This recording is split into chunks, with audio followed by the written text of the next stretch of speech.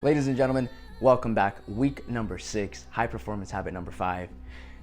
Welcome back. Man, if you are here right now at this point in time, I acknowledge you. I acknowledge you because you're showing up for information and for yourself. You're showing up to bring yourself to the next level of life, and you're showing up because you're intentional in your way of living, and for that I honor it. Because this level of intentionality doesn't just stop with high performance. This is everywhere in your life. With relationships, with your kids, at work, whatever it may be. Now, I've been getting some emails and some feedback on these videos. Thank you for the feedback, I really appreciate that. And also, some of you have been using these and you're getting some amazing results. That's so exciting to think about. It's so cool to hear that you are putting this information to use. Because remember, information is only potential power. Information is just one of those things that you could potentially use, but what is it actually doing for your life? That's the question to ask. Information's out there, who's putting it to use? Different ball game, you're putting it to use. That is a winner in my book. So welcome back. This week we talk about high performance habit number 5. We talk about developing influence. Now, developing influence, this is a big topic, especially in today's world. And let me ask you this, do you feel like you're an influential person? Is that something that you even want? What makes somebody influential or not? Now check it out. That is really a trick question because everyone is 1, influencing others, and 2, being influenced by others. There isn't one or the other. We are creatures where we learn by observation. Whether we realize it or not, whether you know it or not, you are at this point in time influencing people in your life and being influenced by people in your life. So, when it comes to influence, high performers really get this down. And they don't try to get this concept of influence down, they just become influential. This is like the concept of a leader. People don't set out to be leaders, people develop into leaders by the actions that they take. Very similar with influence. People don't set out to be influential, people become of influence by the example they set, by the way in which they challenge and really start to shape other people's ways of thinking. So let's define influence when it comes to the broad spectrum of high performance. When it comes to the broad spectrum of high performance, developing influence is very simple. It is very simple like this. You are able to shape the way in which somebody else thinks and the way in which they act. Simple. Now, with that definition in mind, we can start to see how there's a fine line to walk that can be very easily taken into manipulation. It can very easily be taken into influence. What is really in between on that line of manipulation and influence comes down to this one thing, and it's actually the driver of this whole program: intention. The intention with which you're sharing something makes the biggest difference. Think about this, if you're shaping somebody else's ways of thinking and acting, you can very easily shape them to think and act in ways that aren't workable to them, that aren't bringing them any value, that aren't supporting them and helping them progress and expand. If you are going the other way, where you're helping somebody out, you're shaping the way they think and the way they act in a way that's bringing them further along. You're supporting them. The challenge doesn't always have to be bad.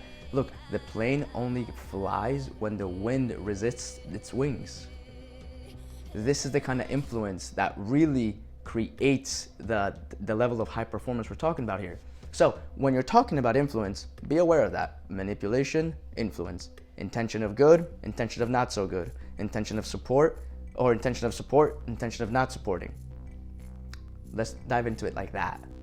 So let's talk about what is the first, well, let's actually assess, right? As always, 0 to 10, where you at? 0 to 10. When you ask someone to help you with something, how much support do you get? 0 to 10, 0 being I don't get any support, 10 being I get a lot of support. Now, the follow-up question to that, which is kind of rhetorical. 0 to 10, 0 being I ask, I barely ever ask, 10 being I ask a lot. 0 to 10, I often ask others to help me with tasks. 0 being you don't ask often, 10 being you ask often. Where are you at? And 0 to 10, I often say things that are inappropriate to others. 0 being you never say anything that's inappropriate to others.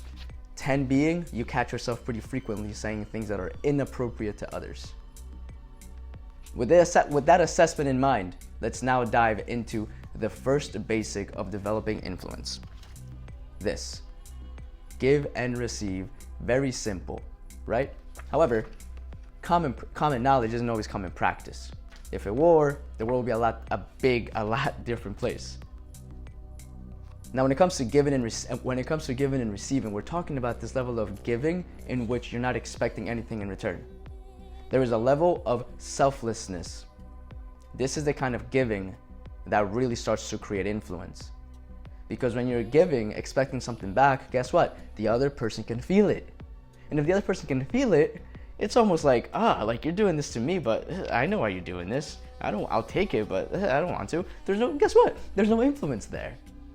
However, when you're giving selflessly, when you're just sharing support, you're sharing value, you're being of help and aid to another human being, that right there starts building trust.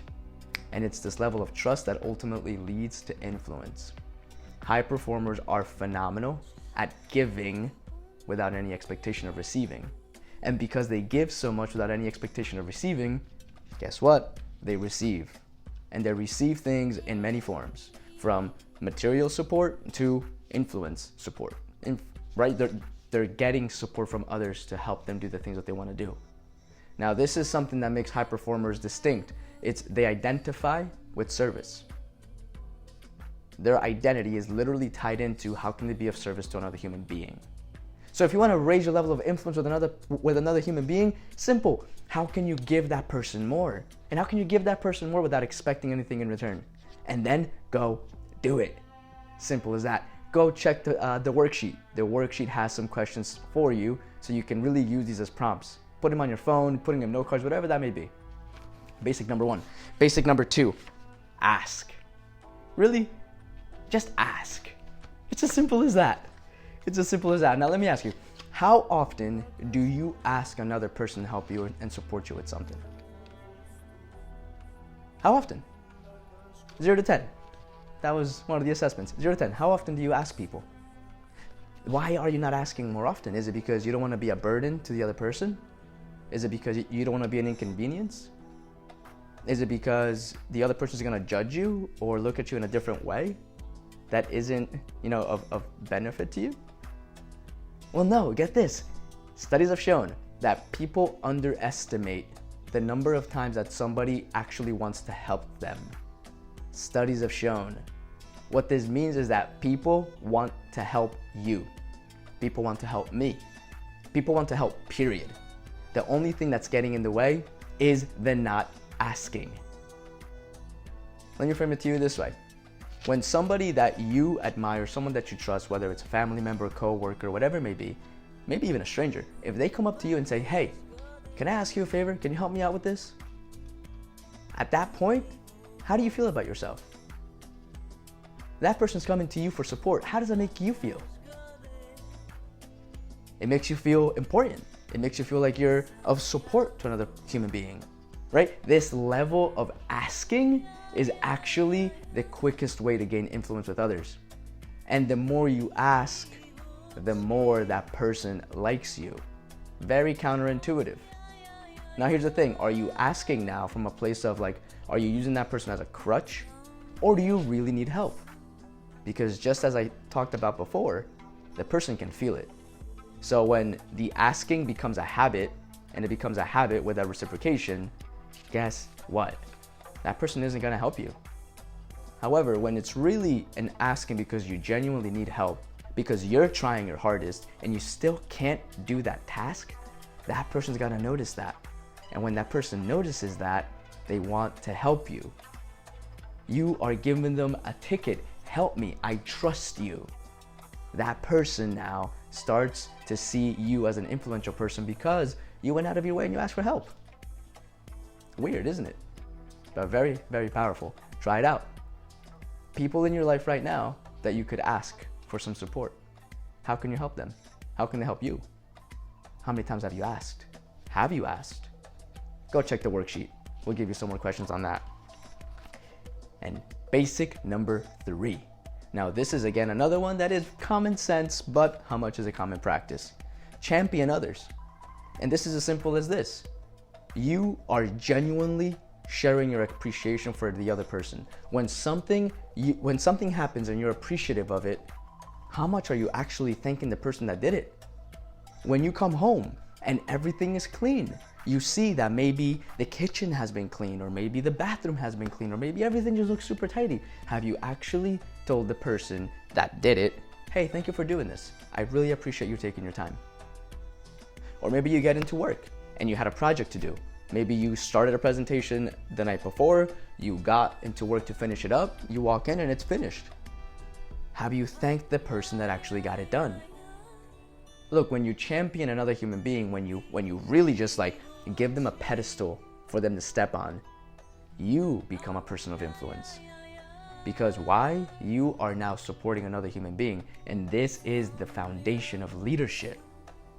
A leader is someone that pulls people, someone that helps them get higher than they do.